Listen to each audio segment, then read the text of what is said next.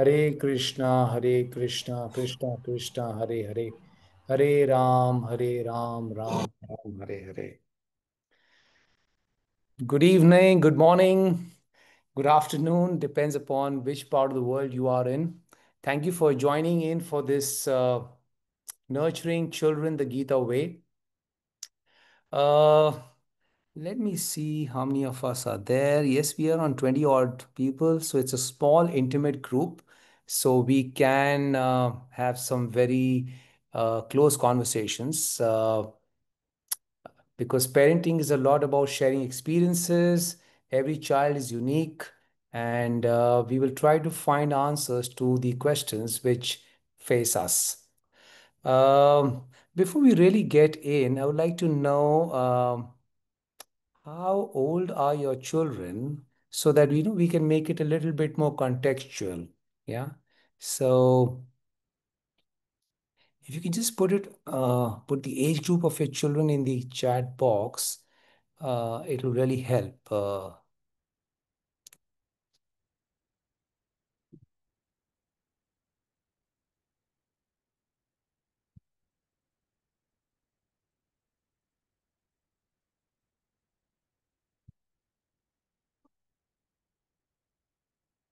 Okay, so we have my kid is 8 to 10 years, 12 years, 8 years, 10 years. Okay, wonderful. 10 years, 13 years, 7 years, 11 years. Okay, so we have all kids who are pretty big. It's interesting. 6 years, 13 years, 19 years. Uh, we have somebody who says, I'm 10 years. Okay, wonderful. 13 years, 5 years. So the majority of the children are from age 8 to maybe 13, 14. Interesting. So this is a very interesting age group to discuss. Okay, and how many are from, I mean, where are you all from? Which part of the world? Um, like to know Mumbai, okay. Canada, wonderful. Okay. Florida, Hyderabad, Pune, America, Assam. Okay, Africa. I think you've got the whole world over here. Okay, wonderful. Okay, nice. Thank you. Thank you for sharing. Yes, so we have people from different parts of the world. We also have somebody from UK. Wonderful, great. So we're going to be discussing global problems, global parenting solutions. Nice, thank you. Okay, so at any point in time, you feel you have a question, you can raise your hand or you can unmute yourself and ask your question. Or if you're more comfortable putting it on the chat box, you could do so also. Okay, so I'm going to just open my PPT. Yeah, and then we will get into the program immediately. Yes, I hope you can see my screen. Nurturing Children the Gita Way. I hope I am visible, audible, and I hope my screen is also visible. Okay, so let me bring in some context about the Gita. I'm sure all of you all know what the Gita is, but just for the benefit of those people who may not be too familiar, uh, there was this huge war that happened 5,000 years back, and this was between two families, the Kauravas and the Pandavas. Okay, and Krishna tried much to avoid the war, but the Kauravas were quite hell bent, saying, no, we want this war to happen. And the war was about to start, and Arjuna, who was on the chariot which Krishna was riding, told Krishna that I choose not to fight this war. And the war was about to start. The army was ready. They had all the weaponry. And Arjuna said to Krishna that I do not want to fight this war. And then Krishna spoke the Gita. And after 45 long minutes, 18 chapters, 700 verses, Arjuna decided to fight, right? Uh, Now, what did Krishna tell Arjuna that convinced Arjuna to fight? So, Krishna spoke about dharma. Krishna told Arjuna that you need to fight for dharma. And he says, I come down specially when dharma is compromised. And Arjuna was a warrior. He was well prepared. He had all the weaponry. He had the army. And just when he was about to start fighting, he collapsed emotionally. And what really picked him up was the message of the Gita. Now, Krishna told Arjuna that you need to fight for dharma, right? Now, let me explain to you what is dharma, right? Dharma, by the way, I don't see anybody else's face. So if you are comfortable, you could possibly switch on the camera so that, it seems a little bit more personal. Okay. So, but yes, that's your option. If you are comfortable, please do so. So thank you, Sandeep. Thank you, Sirisha. Yeah. Okay. So, Krishna spoke about dharma. Now, what is dharma? Dharma comes from the root word uh, dharna, means to hold, to sustain. And Krishna spoke about sustainability many, many years back. Um, what Krishna meant was that Arjuna, you're a great archer, but you need to sustain yourself on this battlefield. You need to sustain your warriorship. You need to sustain your emotional balance. And sustainability is very, very important on the battlefield as well as in life.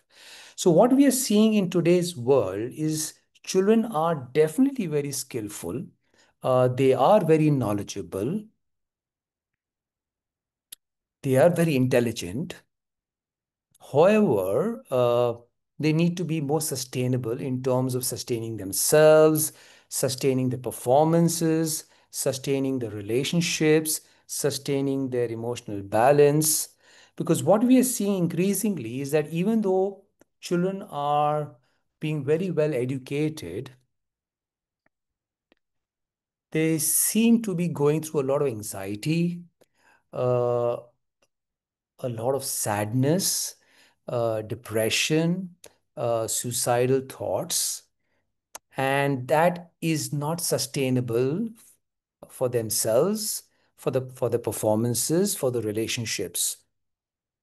So Arjuna sustained the war, right? So Gita is a lot about how we can be more sustainable, right? And I'm going to be talking about five principles of dharma. We may not complete all the five. We may do two or three, and we will do the balance the next time we meet. Okay. So we'll be talking about dharmic principles, right? Like in school, children go to school to learn about academic principles, academic laws. So the law of gravity, law of motion, law of thermodynamics. And by learning all these laws, children become smart, and it is required. Even Arjuna was had learned the laws of archery, the laws of practicing warriorship. So it is very important. You need to learn the material sciences, the physical sciences. The Gita talks about the principles of living, the laws of living, right? And when you know that, you become wise. So, what our intention is that we make children smart and wise. And when smartness meets wiseness, children experience greatness. Now, sometimes the focus is too much on smartness and wiseness gets compromised. Sometimes the focus is too much on wiseness and smartness gets compromised. Sorry. So, it is important that we have children who are smart and wise. Yeah. So, these dharmic principles, what we would be talking about, would help our children get wiser, right? A lot of smart kids today may not be wise, right? And because of that, they're not able to sustain themselves. They're not able to sustain their relationships. They're not able to sustain their performance. They go through panic attacks. They go through depression. And in best of the colleges, in the best of the schools, we see children throwing themselves out of the balcony, right? So somewhere wisdom is not being understood and not being practiced.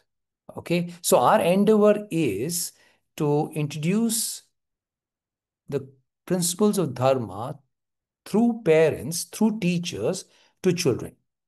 Okay, so we will move to the first dharmic principle, and I'm going to ask all of you, and maybe you can put in the chat box, what do you see? Okay, I'm showing you something, and you need to tell me what is this?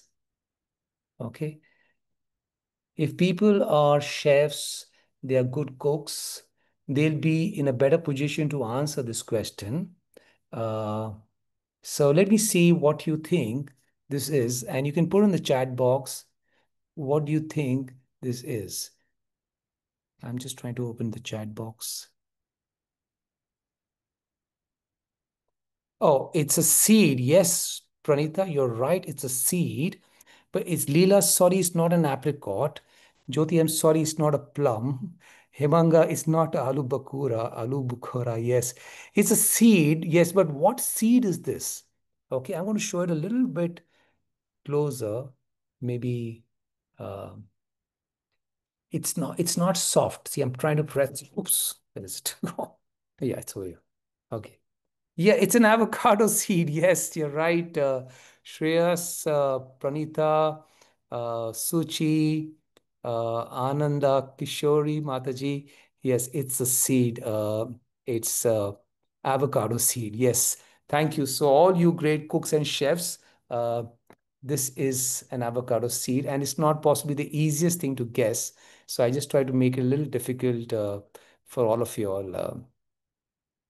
So, my question is, if I put this avocado seed in Mother Earth and I nurture it well, uh, I'm sure what will come out is an avocado and not an apricot or a mango or a pineapple, right? So, this is the first principle which we are going to talk about is that each child is like a seed. Uh, Meant to be an avocado, meant to be, what is this?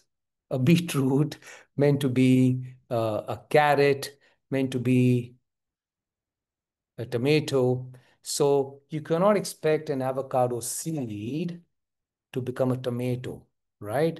You may be a tomato, but your child may be an avocado. Okay. So Arjuna was a Kshatriya and he said, I want to be a Brahmana. I want to leave the battlefield and beg in the forest and chant your names. Krishna said, it's better you be a warrior and lose the war than to be a Brahmana and beg, because for you dishonor is worse than death, right? So Gita says that you should know whether you're a Brahmana, you're a Kshatriya, you're a Vaishya, or whatever you are. Okay. So as what Gita says that every child is uniquely gifted.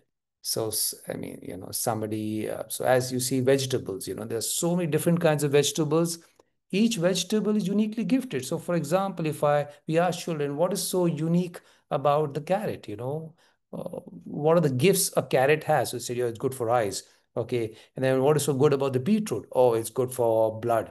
So very clearly, children understand what a carrot can do, what a beetroot can provide. Similarly, uh, we also ask them, what do you think these animals are good at? So if it's an Olympic competition, whom do you think will win the 100-meter race? And they say it's the cheetah. Okay, who will win the weightlifting competition? Oh, the elephant. Okay, who will win the high jump? Oh, the monkey. So easily they're able to identify the strengths of the animals and vegetables. Even the Pandavas, very clear.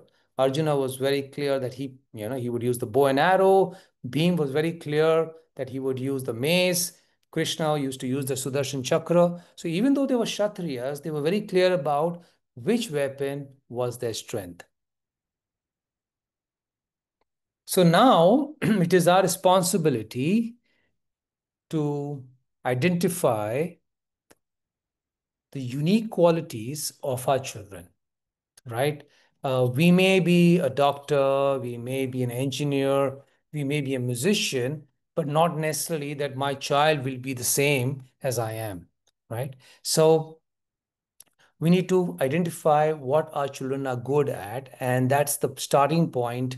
Uh, and that's a very important point, actually, for that matter, right? So I'm going to suggest some baby steps which we can practice at home to help our children identify what they are good at.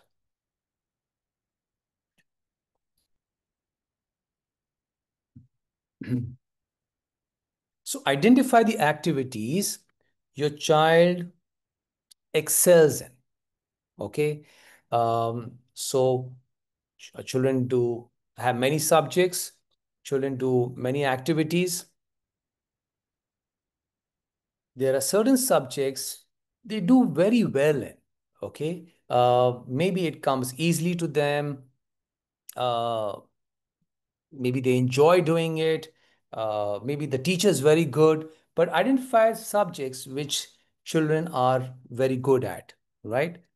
Second is, um, when they are doing that activity, it could be art, it could be science, it could be math, they're so absorbed in it that time flies.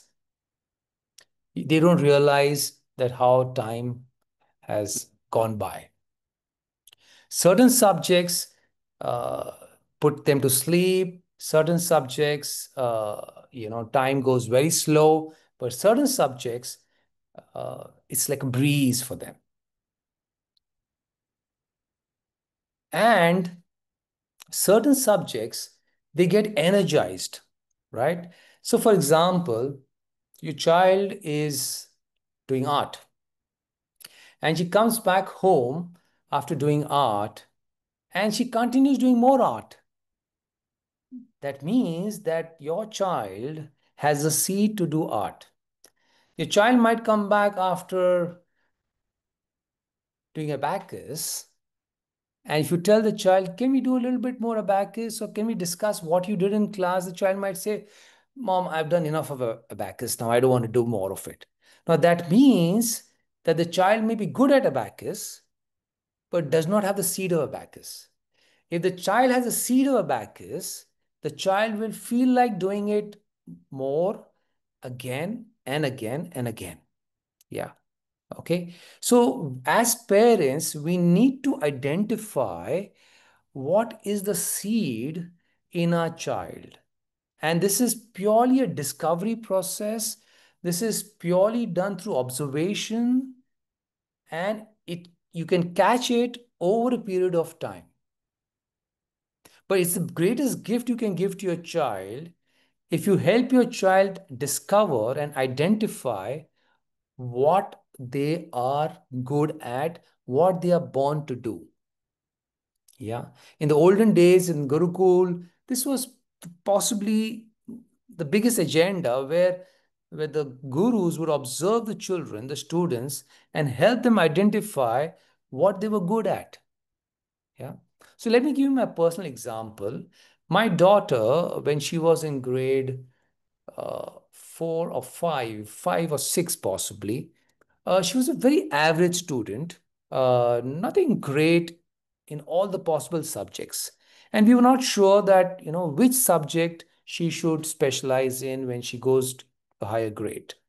One day, at around 6 in the morning, I got a sound from her room, and as a concerned father, I woke up and I went to her room, and I could see the light from the door from the gaps in the door, and I was a little concerned that why is the light on? So I opened the door and I saw her doing art. So there were papers all around, and there was paints all around, and pencils.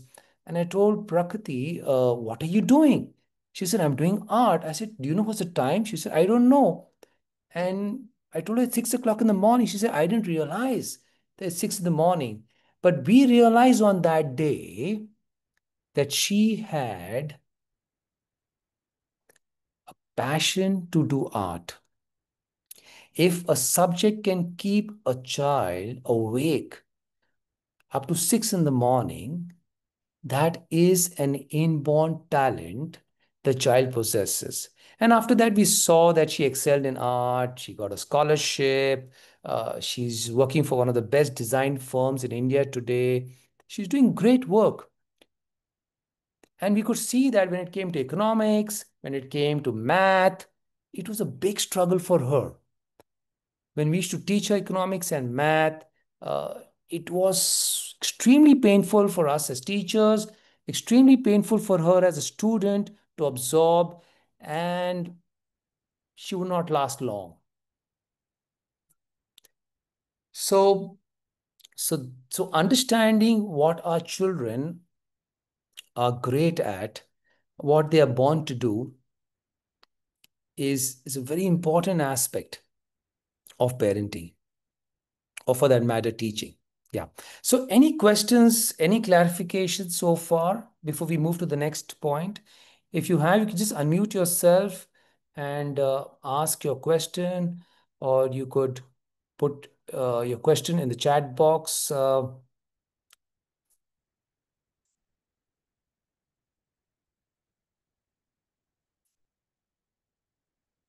Good to go? Yeah, I don't see any questions.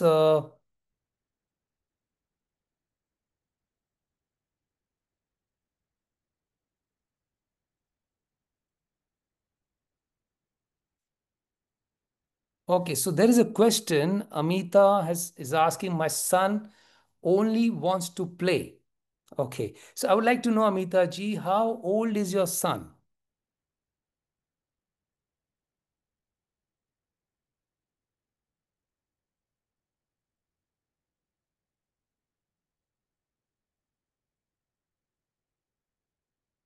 Okay, so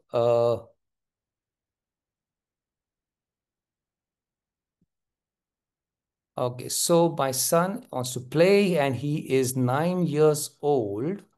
Okay, so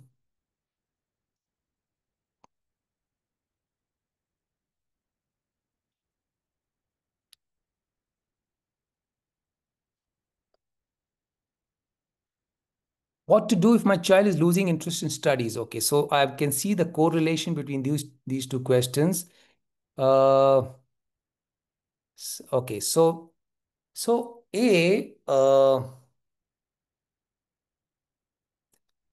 playing is very, very important. Okay. Today in the Western world, there is something called play therapy.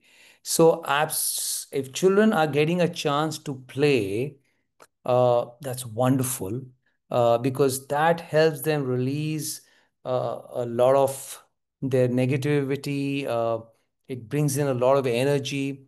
So be happy if they're getting a chance to play. And as long as they're not playing video games and if they are playing outside, wonderful. Please celebrate that because that is getting rarer these days, right?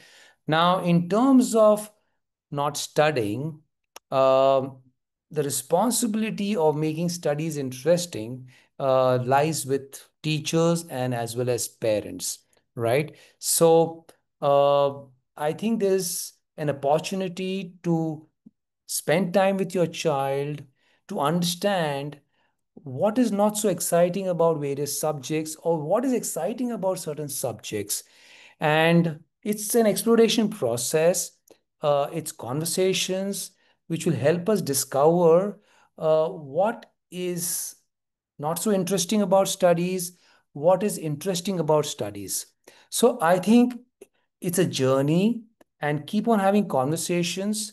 The more we discover the child, the more we understand what the child likes, does not like, we will get closer to, to helping the child discover what the child finds interesting. Okay, so it's not a switch on or off kind of a solution. Allow the child to play, it's wonderful. Spend time with children to understand what are their interests, what are they not interested in, and maybe we can make things more interesting for them, for which we need to invest time with them. Yeah. Okay. So maybe I'll take one more question at this point in time before we move to the next one. So we are still worried when children don't excel in subjects like math and English. Okay, so my daughter was also not very great in math. Yes, she was good in English, but what we have to see is that what are they good at also. So if you're only focusing on what they are not good at, uh, that's not a very healthy lens to look at, right? Let's look at what they are good at also. And yes, when you focus on what they are good at, and we fan that and we encourage that, that sense of confidence may transfer to math and English also. But if I'm just looking at the child is lacking in math and English, and I'm fanning that, the child is seeing himself or herself as deficient in math and English, and maybe the child is seeing more of the deficiency in him or her than the efficiency or the effectiveness in the subjects which he or she is excelling in. So I'm saying that yes, we all have weaknesses and we all have strengths, but let's fan the strength so that I have the strength to deal with my weaknesses, right? So I'm not saying don't deal with the weaknesses, but don't focus too much on the weakness so that I start feeling weaker. Let me make my child feel stronger so that the child can deal with the weaknesses which the child has, right? So for example, if my child is excelling in art and is doing very well in art and is getting a lot of accolades in art, that confidence of art will transfer to the other subjects also. Okay. Yeah, thank you very much. We will take some more questions later on as we move on. Yeah, thank you very much.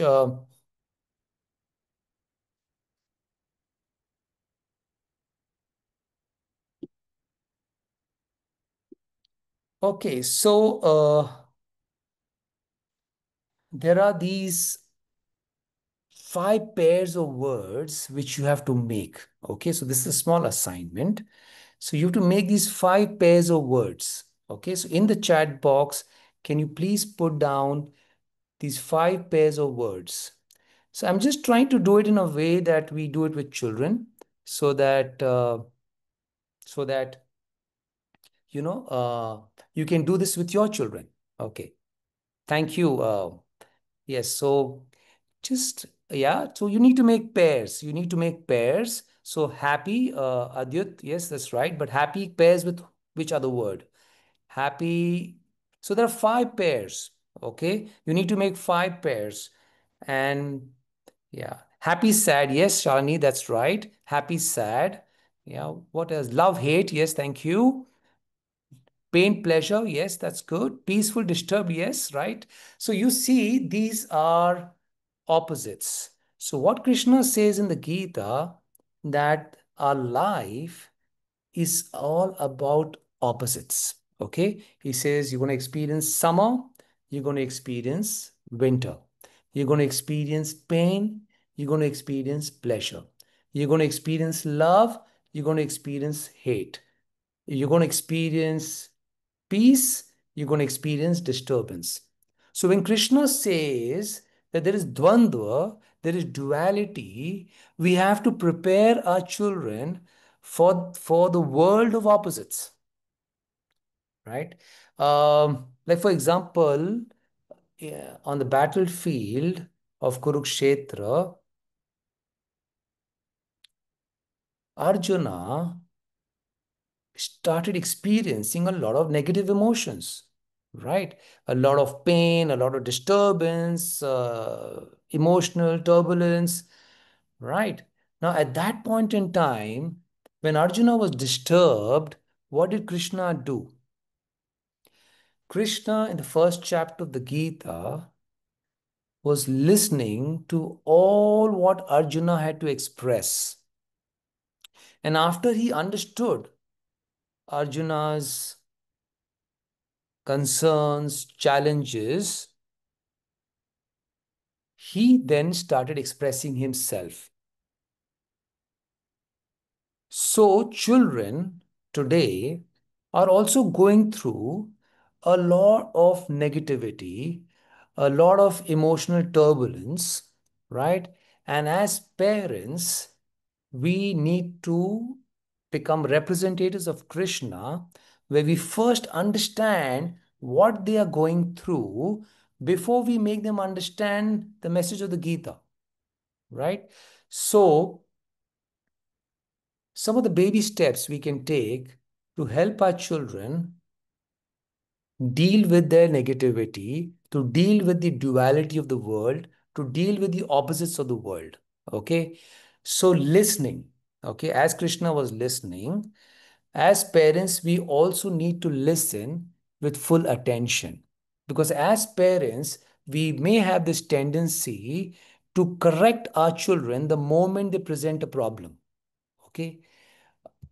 Secondly, after we listen, we need to acknowledge, Arjuna, I understand you're going through a lot of emotional difficulties. Okay. I understand you're going through a lot of frustration. I understand you're going through a lot of pain. I understand you're going through a lot of sadness, right? So acknowledge what they're going through and name the feeling, right? Children need to know that my parents know what I'm feeling, and the only way a child will get to know whether the parent has understood what he or she is feeling is when the parent will name the feeling. And when the parent names the feeling, the child starts understanding that my parents are understanding. The child starts feeling understood. And when the child starts feeling understood, he is now ready to understand what the parent wants to make the child understand. So, understanding first, seek first to understand, then to be understood, right? That's a principle. Right? Krishna practiced that on the battlefield. We also need to practice this at home with our children. So, because children today are going through sadness, but they're not able to express themselves. And we have to help them express themselves, right? So, I'm going to do a small role play. Uh, and I want you to take part in this role play. Okay. I want to see how well you understand me as a child. Okay. So I'm your child, and you can put in the chat box what I'm feeling. Okay. And if you can guess what I'm feeling, I will feel understood and I will feel very nice because everybody likes to feel understood. Right. So, just going to, yes. So, I'm your child. I've just come home and I'm looking a little sad. Okay. And you ask me, what happened, bacha? And I say, Mom, you told me to do homework yesterday and I didn't. And Mrs. Mehta came into the class and she asked, who all have done their homework? And the whole class raised their hand. And I was the only one in the whole class who had not done the homework. I turned around to see if anybody else has not done the homework. Well, everybody had done the homework. And Mrs. Mehta was extremely upset with me. Uh, she told me a few unkind words. She gave me a bad remark. Uh,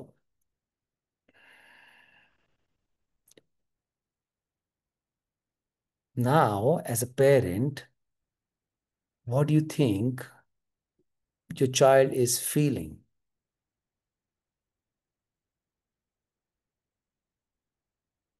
Embarrassed. Yes, thank you. Child is upset, sad, embarrassed. Thank you very much. You all are very, very intelligent parents. Guilty, regretful, humiliated. Just see the dictionary, see the repertoire of words which we have. Children don't have this kind of repertoire of words. If we explain to children what they are feeling, next time the child will come and say, Mama, I'm feeling embarrassed. I'm feeling humiliated. I'm feeling frustrated. I'm feeling sad. Imagine. Children need a vocabulary of feelings which they can write, they can draw, they can speak, because only when you release your feelings, only when you release your negativity, that's when you start feeling good. Because by nature, when we consume something during the day, the body absorbs whatever it requires and it throws whatever it doesn't require out. That's the law of nature. Similarly, in the day, we absorb a lot of emotions. Some are positive, some are negative. We absorb the positive, but the negative needs to be released out. So when I'm feeling negative, I call up my best friend and I talk to my best friend. I may not get an answer from my best friend, but just because my best friend hears me out, listens me out, understands me, acknowledges my feelings, names my feelings, that's good enough for me. I feel extremely light after that conversation. And if I have a parent with whom I can have such conversations where I can see good understanding, I will be encouraged to have more conversations with parents, because what we are seeing increasingly as children grow up, their conversation with their parents reduce. So if your child is around 12, 13, 14 years, I'm sure you've seen a drop in the length of conversation you have with your child. So that's sad, because that is the age when we need to have more conversations with children, because they are influenced by their friends to a large degree, and we need to understand what is happening and we need to influence them, but we can only influence them provided we have good conversations with them. Okay, thank you. So let's do one more role play, okay? And let me see if you could guess this feeling. So I have been invited for a birthday party, okay? So I'm new in the building. So I don't know too many kids, but I've been invited, and my mom is all ready to take me for this birthday party. And I am sitting on the couch, and I tell my mom, Mom, I don't want to go for the birthday party. Why? You were so excited. No, Mom, I don't know anybody over there. Um, I barely know anybody over there. Oh, I don't want to go for the birthday party. What do you think as a child I am feeling? I'm feeling shy. Okay. I'm feeling fearful. Thank you. I'm feeling cold. Yes, I'm feeling cold. Yes, I'm feeling uncomfortable. I'm feeling disconnected. Thank you. Thank you. You guys have some very, very good adjectives. Feeling left out, not fitting in. Yes. Thank you. So if you tell your child, oh, you're feeling left out, um, you're feeling that you might be alone, you're feeling anxious that nobody might talk to you, you're feeling shy that you might have to strike conversations. Imagine how connected the child will feel with the parent. Normally, generally, what happens is when a child states a problem, parents get into providing solutions. So, in the first case, I didn't do the homework. Did I not tell you to do the homework? This is what happens when you don't listen to me. Okay? Next time, better do your homework. You deserve it. Now, I'm already going through some emotional pain. And now my parent is adding to my pain. And because I'm emotionally so much in pain, I'm not able to understand the message which my parents are trying to give me because my emotional brain is clogged. Only if my emotional brain is declogged, if I release the negativity from my emotional brain, can I absorb the logic or the correction? So, connection and then correction. Correction will follow connection. So, it is very important that as parents, we help them understand their feelings, help them connect with their feelings, help them release their negative feelings, because children are a lot about their feelings. There's so much of emotions and less of logic in them. So if they're emotionally healthy, they'll be intellectually healthier. But if emotionally children are disturbed, it impacts their ability to think logically, intelligently. I was with a kid today. We had a 1 hour session, and he was a brilliant child, uh, very confident, full of life. And he was possibly in third or the fourth grade when I saw him with full of exuberance. And then for the next 7, 8 years, he completely changed. He became a loner, used to be sad most of the time, and would visit psychologist. And then after many years, I met him and we had a good long session. I said, "What happened to you? I mean, you changed." He said, "I was not happy at home. There was a lot of negativity at home. I was emotionally very disturbed and my personality changed." So, the responsibility of making our home more cheerful, of helping suck out the negativity from our children, is the responsibility of parents. And that starts by connecting with children, that starts with understanding children. And by just understanding them, they will understand us more. And this will improve the quality of our conversation with children. And children would love to talk to their parents provided they feel understood. And as they grow older, the need for understanding increases. The need for acceptance increases. Okay. Yeah. Okay. Thank you. Any questions? Maybe we can take one or two questions on this particular concept.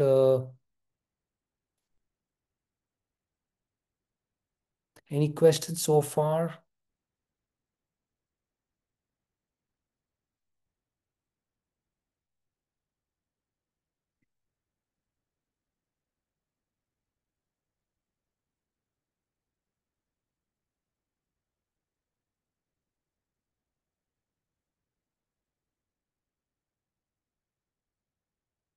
Yeah. Have you written any article or blogs? I've written a book for children, which is called Wisdom Tales from the Gita for children.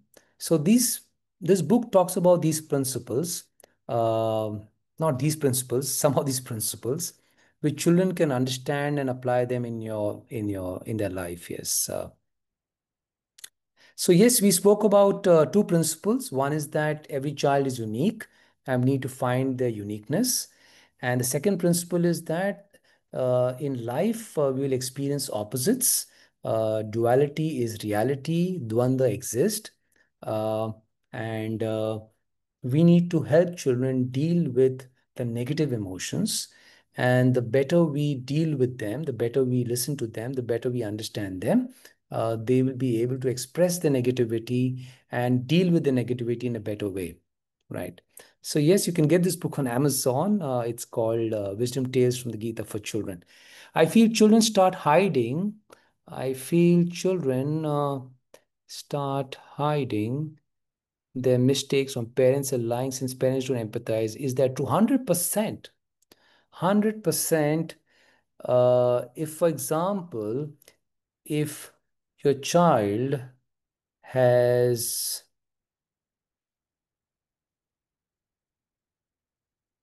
spilled the milk and the parent gets into the room and asks, "Who spilled the milk?" And you say, "I did." And once I say I did, and I get a firing or I get a spanking, I get spanked, chances are that the child will not be honest the next time he or she makes a mistake. So, our ability to, our capacity to be accepting of their mistakes um, will help them speak about their mistakes, will help them to believe that it's okay to make mistakes, it's okay to be imperfect in this world. So it is very important that um, we we we correct them for sure, uh, but in a way that helps them learn uh, rather than feel resentful about what happened. So if correction leads to learning, that's great. But if correction leads to resentment, then the learning is lost. And what grows in the heart is hate. And that's not very healthy for the relationship. Yeah. Okay. Thank you. My child loves dancing and painting. Yes, continue dancing and painting, please.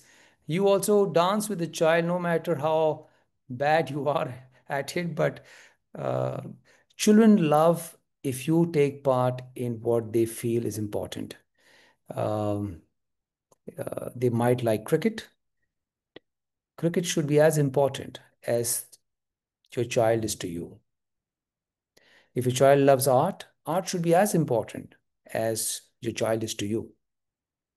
If your child loves dancing, dancing should be as important to you as a child is to you. So, if you take interest in the child will be more interested in you. You might hate cartoons, but to watch cartoons as if you love cartoons. Because when you take interest in them, when you take interest in what interests them, they get interested in what we say. So yes,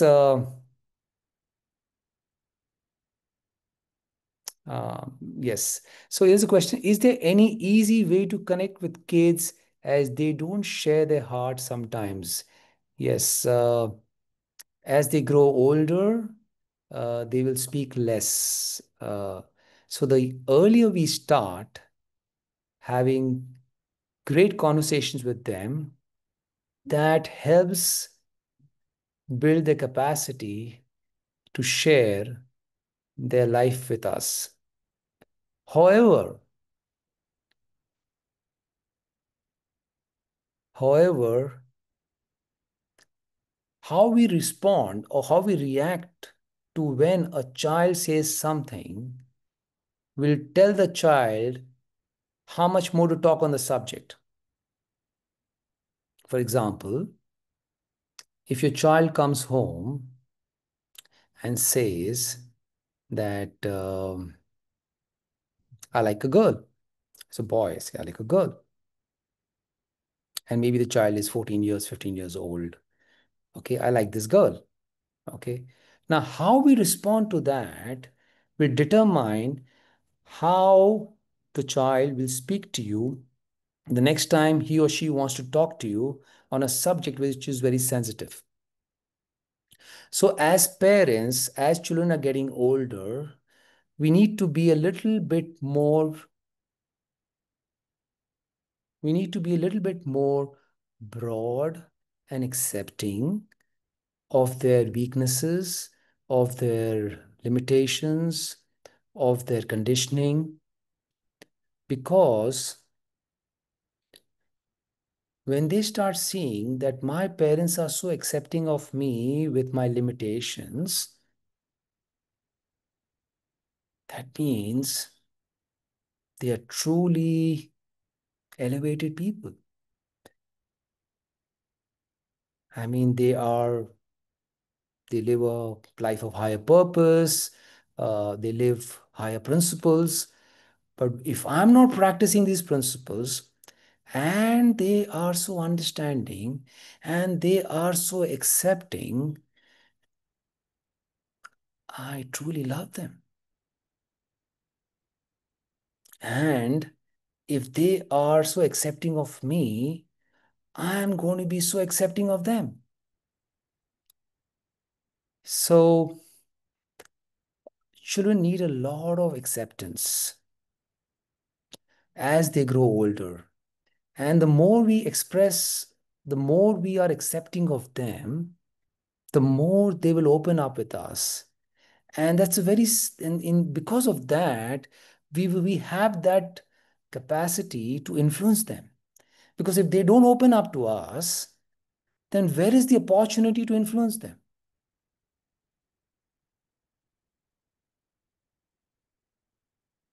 Okay. So I'll just take one last question. How to make a child realize what is right and what is wrong and what is good or what is bad?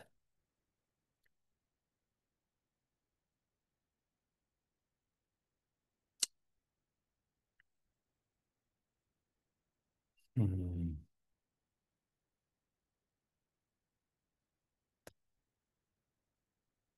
It's a good question. See, as a parent, I have the capacity to tell my child what is right, what is wrong. Whether the child will practice that or not is beyond my control. So, as a parent, I can only make the child understand what is right or what is wrong. Now, why would the child do what I'm telling him to do or her to do? Okay. Now, the child will do that because the child loves you. Because so many times the child wants to do things which he or she believes is wrong, but wants to try it out, wants to do it. Maybe the senses are too strong, too weak, or the sense objects are too strong.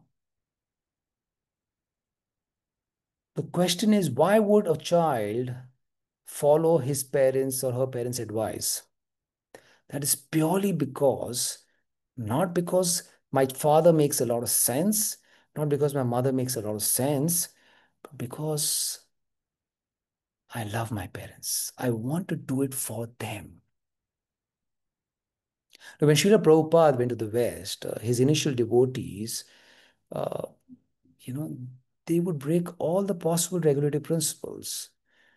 Now, they decided to live a life of higher principles, not so much because of the knowledge they got from Srila Prabhupada, but because of the love Srila Prabhupada gave them.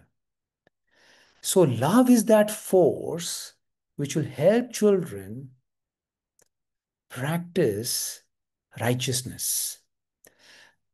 They might falter. I'm sure Srila Prabhupada's disciples also faltered at times, but they kept on moving in the direction which Prabhupada pointed towards. So it's sometimes you go back, sometimes you go ahead, but what will drive children to follow your principles, what you believe in, what you speak, what you practice, is the love we share with them.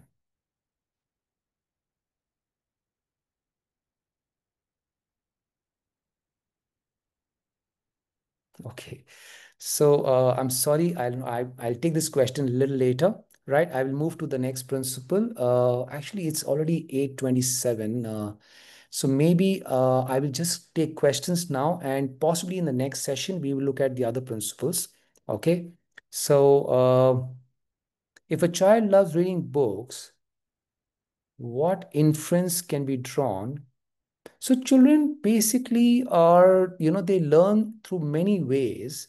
Some children learn by watching, some children learn by hearing, some children learn by reading, some children love by doing things, some children learn by introspecting, some children learn by, doing things with children, moving around in nature. So there are many learning styles.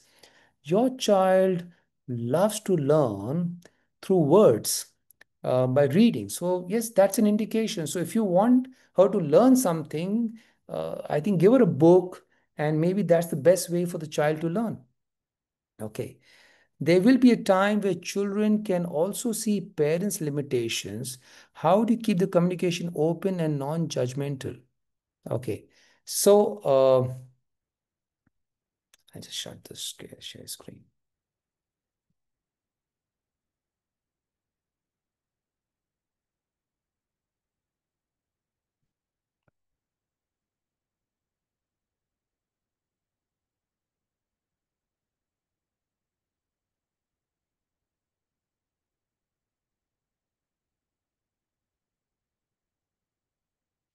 Yeah, there'll be a time when children can also see parents' limitations. How do you keep the communication open and non-judgmental? Wonderful. So I think, we are not perfect people. If we were perfect, we would be on the altar, right? Uh, Imperfection is a part of us. And it is so very important to ingrain this in our children, that it is perfectly okay to be imperfect. You can get angry sometimes. You can get sad sometimes. You can be bored sometimes. You can feel lazy sometimes. It's absolutely fine to be imperfect.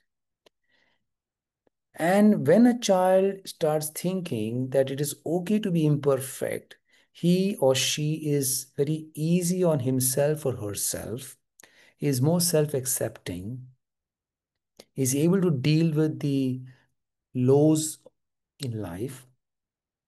And when they see their children, when they see their parents also laugh at their imperfections, also cry at their imperfections, and move on, that is a great home to be in. It is such a easy feeling when you walk into your house saying, "Oh, I made a mistake today," and it is okay. Today the best of the minds go to the best of colleges, and maybe one poor exam, and there is anxiety, there's depression, there is attempt to suicide. Why? Because such a great child, such a great mathematician, how did he get such less marks? I can't look at myself. How will I face the world? This ability to accept your imperfection has to be ingrained in the child early on in life. And if parents also practice that, if parents laugh at the imperfection, it just makes the whole home feel so easy. I'm not saying that we should not work on our weaknesses, we should work on our mistakes, but don't start hitting yourself, beating yourself up if we make mistakes. Yes.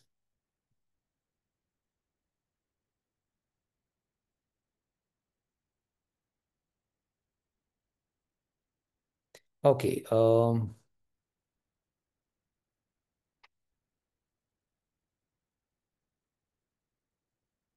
So this question, if the child has already rooted in his mind over a period of time that he sees all correction that parents make are judging and offending him by pointing, what's the way to convey that we are correcting and not blaming?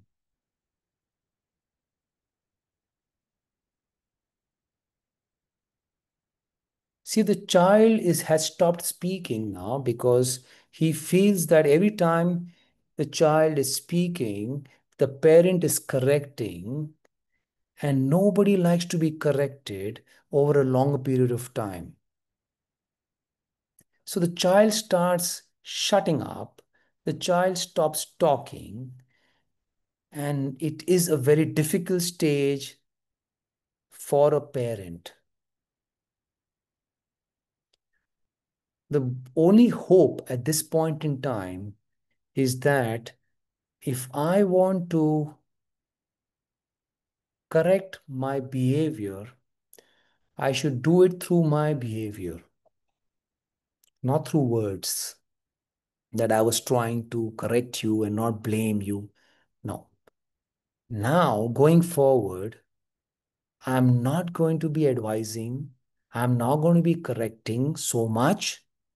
I will be connecting more. I would be making the child understand what the child is going through. And you can apologize to the child, saying, I think I overcorrected you. Maybe I shouldn't have done that. Even Krishna apologized to Draupadi when Draupadi got angry with him, saying, why did you take so much time to come and protect me in the sabha? So no problem in apologizing. Say, I'm sorry. I think I overdid it. It was purely out of my love and concern for you. I promise you, now onwards, I'm going to be like a friend to you, not a friend, like a friend to you. Okay. And I'm going to understand you more. And wherever I feel it's important, I will make you understand. So it is very, very important that the child needs to win back your trust, win back your understanding. Very, very important. Because today children don't have so many authentic relationships. Uh, they can't trust people easily. And if they have this trustworthiness at home, it can really help them deal with their problems and concerns. Yes. So yes, thank you very much. It's 8:34. Thank you very much for joining and for your encouraging words. Uh, we, I would just like to summarize. Arjuna broke down on the battlefield. Our children will also break down, or they break down. And Gita, the message of Gita will help us help them rise the way Arjuna did. Uh, one of the reasons, one of the ways we can help them rise is to help them identify the strengths they have in themselves. So help them find out what they are born to do, what their talents are, what their personality is, what their nature is, what they are, what is the authenticity. They need to know who they are authentically. So if we help them do that and they connect with that, that would really energize them. Having said that, they experience duality on this planet. They're going to experience negativity. Help them deal with their negativity by helping them express their negativity, by helping them understand their negativity. And after connecting with them, then we correct them in a way that they learn and they don't become remorseful that, oh, I was punished, or I was corrected in a way that was very hurting. Yeah. So, so these are the two principles we spoke about, and very soon we will again connect to discuss the other dharmic principles which we can practice in our parenting with our children. Thank you very much for joining in. Thank you very much for being so participative, and thank you very much for your concern as a parent by joining this session. Thank you. Hare Krishna.